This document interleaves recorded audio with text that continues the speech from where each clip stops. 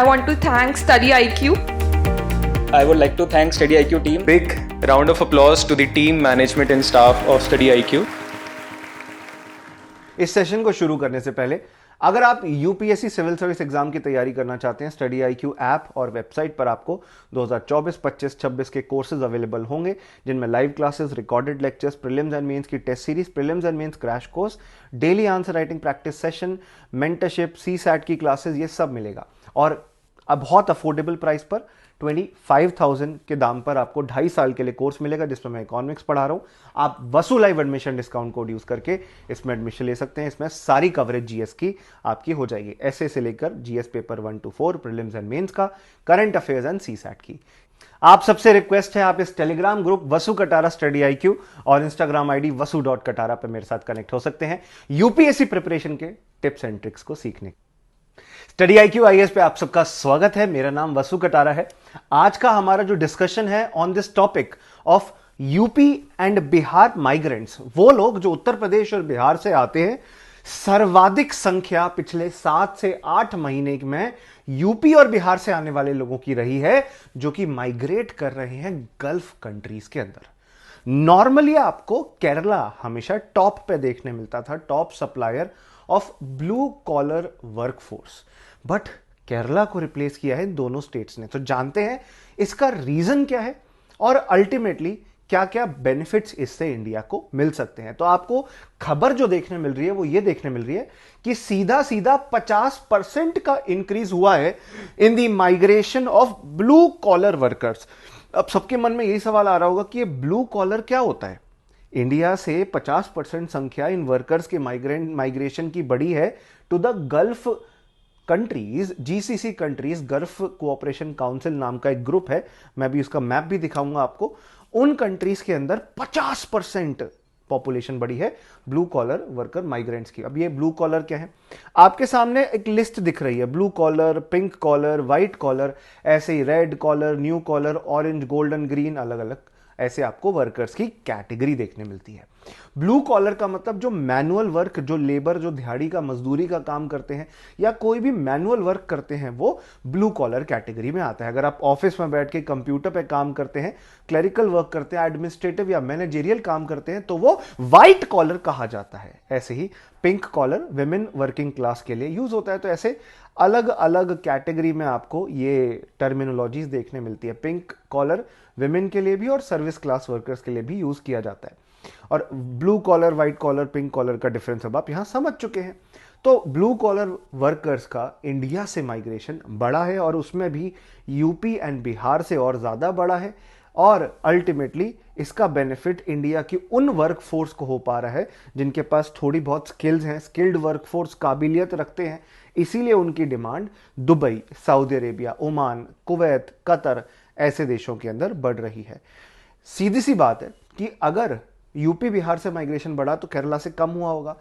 केरला से जितनी workforce migrate करती थी to the Gulf countries, to the Middle Eastern countries, 90% drop आपको देखने मिल रहा है मिडिल ईस्टर्न कंट्रीज के अंदर जो वर्कफोर्स जाया करती थी उस संख्या में। और ये मैं नहीं कह रहा हूं, एक रिक्रूटमेंट ऑर्गेनाइजेशन है, प्लेटफॉर्म है हंटर के नाम से, उनके द्वारा बकायदा पूरी एक रिपोर्ट निकाली गई है कि एक बहुत मेजर माइग्रेशन पैटर्न चेंज हुआ है इंडिया के अंदर और 90% वर्कर्स जो कि केरला से जाते थे उनकी संख्या कम हो गई है।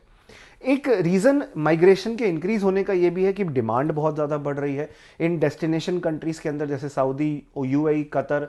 ये इंफ्रास्ट्रक्चर को बहुत पुश कर रहे हैं, बहुत बूस्ट कर रहे हैं, मैन्युफैक्चरिंग कैपेबिलिटीज को, फैक्ट्रीज को बढ़ावा दे रहे हैं। इसलिए इनको वर्किंग क्लास, लेबर क्लास की जरूरत है।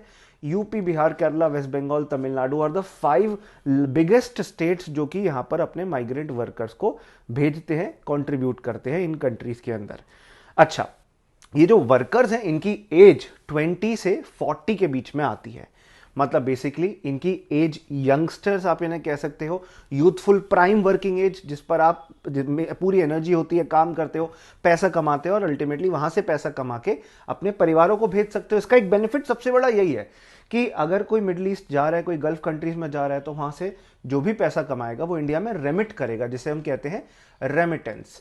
रेमिटेंस का मतलब यह है कि वो पैसा जो बाहर से कमाकर जो कमाया दूसरे देश में गया है पर आ इंडिया में रहा है, जो अल्टीमेटली हमारे देश के लोगों की लेवल ऑफ इनकम को बूस्ट करेगा। वो खर्चा कर सकते हैं क्योंकि उनके पास अब कंजम्पशन के लिए, अब इन्वेस्टमेंट के लिए पैसा बाहर से ही आ रहा है। नॉर्मली क्या होता था कि ये जितना भी माइग्रेशन होता था मेल डोमिनेटेड होता था, ज्यादातर मर्द ही थे जो बाहर जाके नौकरी करते थे। बट अब यहां पे भी चेंज देखने मिल रहा है, एक सोसाइटल चेंज है जो कि GS paper 1 UPSC civil service exam में आप आंसर्स लिखने में बता सकते हो कि फीमेल्स का और खासतौर पे नर्सिंग सेक्टर के अंदर, हॉस्पिटैलिटी, होटल मैनेजमेंट सेक्टर के अंदर फीमेल्स का माइग्रेशन भी हो रहा है नौकरी की तलाश में। वो भी जा रही हैं और अच्छी नौकरी प्राप्त कर पा रही हैं। और सिर्फ स्किल्ड वर्कर्स, सिर्फ वर्कर्स जो ब्लू कॉलर लेवल पर है उन्हीं का ही नहीं, हाई स्किल्ड कैटेगरी के अंदर भी माइग्रेशन होता है। बट हमें एक ड्रास्टिक इंक्रीज देखने मिला है वर्कर्स के माइग्रेशन में। उसका एक बहुत बड़ा रीजन यही है कि जैसे एग्जांपल देता हूं, दुबई की लेबर मार्केट, जॉब मार्केट बहुत स्ट्रांग है। हालांकि कोविड-19 का एक इम्पैक्ट पड़ा था इनके ऊपर, पर रिकवर कर रही है धीरे धीरे। और अब क्योंकि केरला से कम लोग जा रहे हैं तो कोई तो होगा रिप्लेस करने के लिए, तो यूपी बिहार से लोगों ने रिप्लेस कर दिया। जो गरीब परिवारों से आते हैं वो जाकर माइग्रेट करके ज्यादा पैसा कमा पा रहे हैं। अच्छा, कौन से सेक्टर्स के अंदर? कंस्ट्रक्शन हो गया, मैन्युफैक्चरिंग हो गया, होटल हॉस्पिटैलिटी सेक्टर हो गया, हेल्थ सेक्टर हो गया। इन एरियाज में काम लोगों को मिल रहा है, इस वजह से वो माइग्रेट कर रहे हैं इंडिया से। बट हाँ, सब कुछ हंकी डोरी, सब कुछ बहुत अच्छा नहीं है। कुछ प्रॉब्लम्स यहाँ पे भी एग्जिस्ट करती हैं, सम चैलेंजेस एग्जिस्ट। जैसे कई वर्कर्स को सही अमाउंट में सैलरी नहीं मिलती, पैसा नहीं मिलता, भत्ता नहीं मिलता, मिलता है तो टाइम पे नहीं मिलता। दूसरी बात, कॉन्ट्रैक्ट 3 साल का, 5 साल का होता है, पर लंबे समय तक वहां पे लोगों को फंसा लिया जाता है। कई लोगों के कॉन्ट्रैक्ट में झूठी और बोगस बातें लिख दी जाती हैं, कॉन्ट्रैक्ट फ्रॉड भी होते हैं। इसके अलावा आपको यह भी देखने मिलेगा कि वर्कर्स का कई बार पासपोर्ट तक जब्त कर लिया जाता है उनके एम्प्लॉयर्स, उनके रिक्रूटर्स के द्वारा, कि वो कहीं भाग के ना चले जाएं, वापस ना चले जाएं, मजबूरी में यहीं काम करते रहें। बहुत ज़्यादा गर्मी में, बहुत ज़्यादा धूप में काम करना पड़ता है। इन प्रॉब्लम्स को कंट्रीज के साथ बैठकर सुलझाया जा रहा है, डिस्कस किया जाता है। इंडिया और यूएई दो ऐसे देश जो कि बहुत ज़्यादा क्लोज है when it comes to economic matters, when it comes to geopolitical matters, आपस में बैठ के ये डिस्कस कर रहे हैं कि कैसे हम वर्कर्स के इस पूरे वर्किंग एनवायरनमेंट को बेटर बना सकें। अच्छा, क्वेश्चन बहुत सिंपल होगा कि माइग्रेंट जो यूपी बिहार से बड़े हैं गल्फ कंट्रीज में, वो रीजन क्या है उसके पीछे? What is the reason why people are going there? पहले तो यूपी और बिहार में ही लोकल एम्प्लॉयमेंट बहुत कम है, जॉब अपॉर्चुनिटीज बहुत कम है। जो अपॉर्चुनिटीज हैं भी वो उस क्वालिटी की नहीं है। बट हाँ, गल्फ कंट्रीज बहुत अच्छी अपॉर्चुनिटी देते हैं, रैपिडली ग्रोइंग इकोनॉमी है, यहाँ पर डिमांड रहती है स्किल्ड और अनस्किल्ड लेबर के लिए। और सिर्फ इतना ही नहीं, अपॉर्चुनिटीज अलग अलग सेक्टर्स में है, construction, IT, health care, hospitality, different sectors require skilled workforce जिनकी क्वालिफिकेशन अच्छी खासी होनी चाहिए। इंडिया से, यूपी बिहार से वो वर्कर्स चले जाते हैं क्योंकि यहाँ पे तो अपॉर्चुनिटी है नहीं, यहाँ तो यूज हो नहीं पाएगा।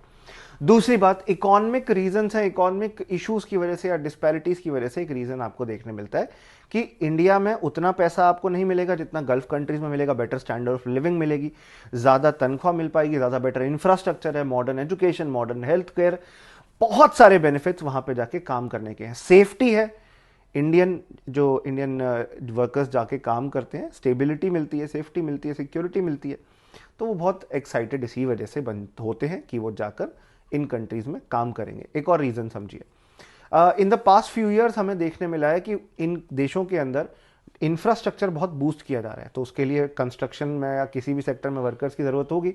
ब्लू कॉलर वर्कर्स की डिमांड इसी वजह से बढ़ी है। अच्छा, यहाँ पे नेटवर्किंग और कम्युनिटी टाइज, मतलब बेसिकली यहाँ पे पहले से कुछ लोग गए हुए हैं, उनके साथ अगर अब जो नए लोग जा रहे हैं यूपी और बिहार से, उनका एक रिश्ता है, तो वो अपने नेटवर्क में, अपने ग्रुप में ज्वाइन कर सकते हैं, अपने परिवार, अपने दोस्तों को बुला सकते हैं माइग्रेशन के माध्यम से। रेफरल हो सकता है, रेफर कर सकते हैं कि जैसे फॉर एग्जांपल दुबई में काम कर रहा एक वर्कर बोलेगा कि आप भी आ जाओ हमारे पास काम करने के लिए, मैं तो हूँ यहाँ पे, त्यौहार भी साथ मनाएंगे, काम भी साथ करेंगे, रहेंगे भी साथ में। तो एक नेटवर्किंग एनवायरनमेंट बिल्ड हुआ है पिछले कुछ सालों के अंदर। इस वजह से एक अट्रैक्टिव प्रॉपोजिशन बनाई यूपी और बिहार से आने वाले लोगों के लिए यहाँ पे जाके काम करने का, और पैसा तो कमाने का मौका मिलता ही है ना, रेमिटेंस इंडिया भेजने का तो मौका मिलता ही है ना, जिससे वो अपने परिवार की इकोनॉमिक वेलबींग का ध्यान रख सकते हैं। मतलब परिवार के खर्चे के लिए पैसा दिया जा सकता है, अच्छी खासी बेटर पेइंग अपॉर्चुनिटीज मिलेंगी तो क्यों नहीं जाएंगे लोग। उसके अलावा एजुकेशन बैकग्राउंड, कुछ वर्कर्स जिनके पास ज़्यादा अच्छी एजुकेशन नहीं है उनको लिमिटेड एजुकेशनल अपॉर्चुनिटी इंडिया में मिलती है, पर इंडिया के बाहर अच्छी अपॉर्चुनिटी, अट्रैक्टिव अपॉर्चुनिटी मिल सकती है। कुछ लोग तो वेस्टर्न कंट्रीज में जाते थे अब तक एजुकेशन के लिए, वो भी अब इन गल्फ कंट्रीज में पढ़ाई लिखाई के लिए जा रहे हैं और वहीं पे फिर काम करना शुरू कर देते हैं। तो कई सारे इंडियन माइग्रेट इस वजह से भी हो रहे हैं कि यहाँ पे पढ़ेंगे, यहाँ पे अपनी स्किल्स के हिसाब से काम भी ले लेंगे। गल्फ जॉब मार्केट बहुत बड़ी है, तो कुछ ना कुछ काम सर्विस सेक्टर में या कंस्ट्रक्शन सेक्टर में मिल ही जाएगा, तो एक अट्रैक्टिव अपॉर्चुनिटी बनती है। उसके अलावा इन देशों की गवर्नमेंट की पॉलिसीज भी बहुत फ्रेंडली रही हैं towards the people who are coming from other countries. वो तो एक्टिवली रिक्रूट करते हैं वेस्टर्न वर्कर्स को। यूपी और बिहार के लोगों को एक तरीके से इनिशिएटिव के तहत बुलाया जा रहा है, तो माइग्रेंट्स भी मोटिवेट होते हैं कि जब इंडिया की गवर्नमेंट भी सपोर्ट कर रही है कि जाओ बाहर जाके काम करो, यूएई की गवर्नमेंट भी सपोर्ट कर रही है, Saudi Arabia, Kuwait, Oman, Qatar की गवर्नमेंट भी कह रही है कि आइए हमारे देश में काम करिए, तो अल्टीमेटली इससे लोगों में कॉन्फिडेंस बढ़ता है। और कल्चर भी कोई बहुत अलग थोड़ी ना है, कल्चरल फेमिलियरिटी भी है। यूपी और बिहार के लोग किसी वेस्टर्न कंट्री में काम करने जाएंगे, यूके, कनाडा, यूएस में जाएंगे, उससे ज़्यादा वो फिट अपने आप को गल्फ कंट्रीज के कल्चर और लैंग्वेज एनवायरनमेंट में खुद को फिट मानेंगे। पाकिस्तानी भी है, अफगानिस्तानी भी है, हिंदी स्पीकिंग पॉपुलेशन भी है, तो माइग्रेशन इन देशों के अंदर काफ़ी अट्रैक्टिव बन जाता है लोगों के लिए, क्योंकि कल्चर भी काफ़ी सिमिलर सा है, लैंग्वेज भी काफ़ी सिमिलर सी है। Last but not the least, इस पॉइंट में आपको देखने मिलेगा रूरल अर्बन माइग्रेशन ट्रेंड बढ़ा है। इंडिया में गांव से तो लोग अर्बन एरियाज में जाते थे, दिल्ली आते थे, बेंगलुरु जाते थे, पर अब वो अर्बन एरियाज इंडिया के बाहर जैसे गल्फ कंट्रीज के अंदर है, वहां पर भी अपॉर्चुनिटी लोग चूज कर रहे हैं। तो गल्फ क्योंकि इकोनॉमिक अपॉर्चुनिटी दे ही रहा है ना, तो लोग इसीलिए बहुत ज़्यादा इन्फ्लुएंस हो रहे हैं। बट एक और मुद्दे की बात, migration trends are influenced by various factor, पर क्या कारण रहा जिस वजह से केरला का माइग्रेशन, केरला से जो गल्फ कंट्रीज के अंदर लोग जाते थे उसमें रिडक्शन हमें देखने मिला। गल्फ कंट्रीज के अंदर बीच में इकोनॉमिक स्लोडाउन की सिचुएशन पैदा हुई थी। कई सारी गल्फ कंट्रीज ने फ्लक्चुएशन देखा, ऑयल प्राइसेस के अंदर तेल की कीमतें कभी बढ़ी कभी कम हुई, और जब कम होती हैं लोग, कंट्रीज को पैसा कमाने का मौका नहीं मिल पाता, तो फॉरेन लेबर कहाँ से हायर करेंगे, जॉब अपॉर्चुनिटीज़ कैसे क्रिएट होंगी।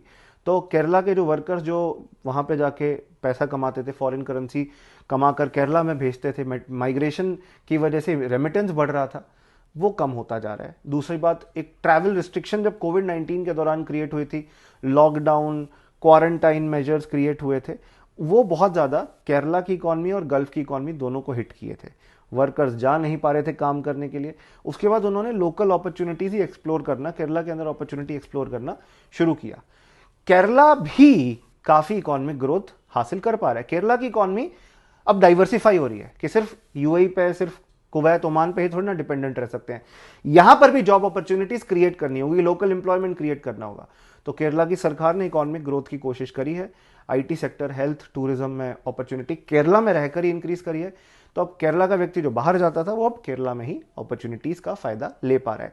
ऐसी केरला एक वेरी लिटरेट स्टेट है, हाई लिटरेसी रेट है, बहुत ज्यादा पढ़े लिखे लोग हैं जो हायर एजुकेशन के लिए बाहर दूसरे देशों में जा रहे हैं, ऑस्ट्रेलिया जा रहे हैं, आयरलैंड जा रहे हैं, यूके जा रहे हैं, और वो गल्फ कंट्रीज में पहले जितना जाते थे उतना नहीं जा रहे हैं। इनफैक्ट इंडिया के अलग अलग पार्ट्स में भी माइग्रेट करते हैं। ये एक बहुत बड़ा फैक्टर बनता है। नेक्स्ट पॉइंट है कि लोग जो केरला के अंदर अच्छे खासे पढ़ लिख गए हैं उनके लिए गवर्नमेंट ने ही लोकल इनिशिएटिव चलाया कि यहीं पर आपको काम मिल जाए, लोकल डेवलपमेंट क्रिएट किया, जॉब अपॉर्चुनिटीज क्रिएट हुई, जॉब क्रिएशन हुआ, और अल्टीमेटली वो केरला में ही अब सेटल हो रहे हैं। तो केरला सरकार की अच्छी अच्छी योजनाओं की वजह से भी, फैमिली के पास रहने की चाहत, इच्छा की वजह से, people who were earlier migrating are not migrating anymore because of the local job opportunities or the job creation। और वो जो void बना है वो void fill किया जा रहा है यूपी और बिहार के लोगों के द्वारा। तो आशा करता हूं ये ट्रेंड चलता तो रहे, बट इंडिया में भी जॉब अपॉर्चुनिटीज क्रिएट हो, वर्कर्स का स्किल डेवलपमेंट हो, जो कि हमारे देश के इकोनॉमिक ग्रोथ एंड डेवलपमेंट में कंट्रीब्यूट कर सके। Thank you for watching this session. शुक्रिया इस सेशन को देखने के लिए। आशा करता हूं आपको सेशन अच्छा लगा हो। प्लीज इस वीडियो को लाइक करेगा, और आप सब लोगों से दरख्वास्त है कि इस चैनल को सब्सक्राइब भी करिएगा। शुक्रिया, धन्यवाद, जय हिंद, जय Bharat. Good luck to all of you. स्टडी IQ IAS, अब तैयारी हुई अफोर्डेबल।